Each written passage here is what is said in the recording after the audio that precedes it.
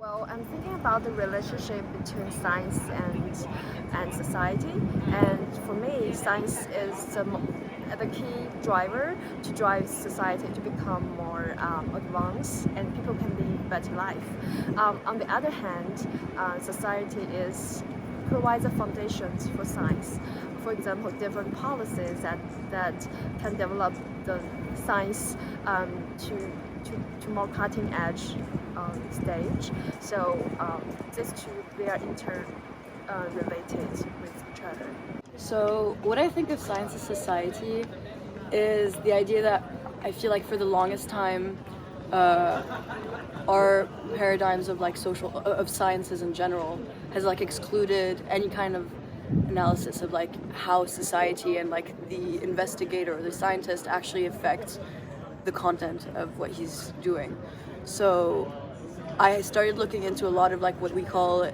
feminist epistemology and a lot of different things that talk about how science itself like has inscribed in it like some kind of legacies of kind of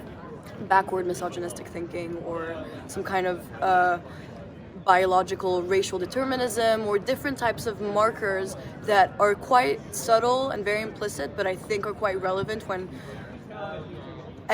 we talk about public policy, about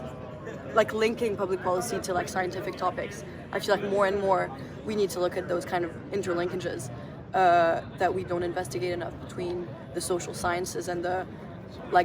actual quantitative science behind it. And we love to like delve into these like pseudo-scientific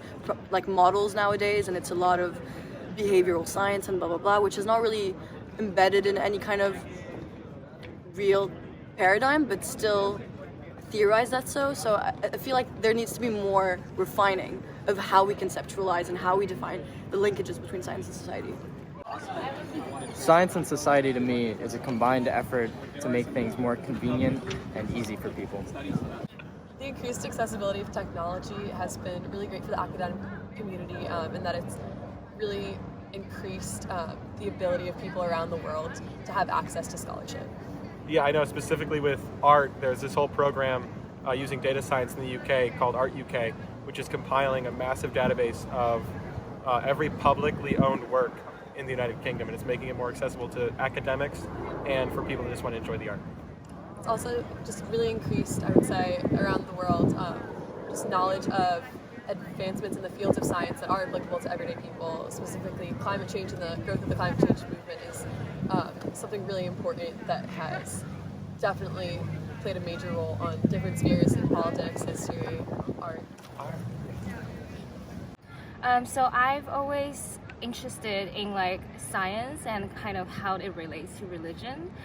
because a lot of people think, oh, like religion is like against science in a lot of ways, but actually I don't think that's the truth, because I think that science and religion, they all want to find out like how the world works, how the universe works, and the way they do it is they approach from different angles, and they don't necessarily contradict one another. Science and society for me is exploring the interaction between the social world and technology and scientific innovations. And that's really key, because as a political science student, I now have to think about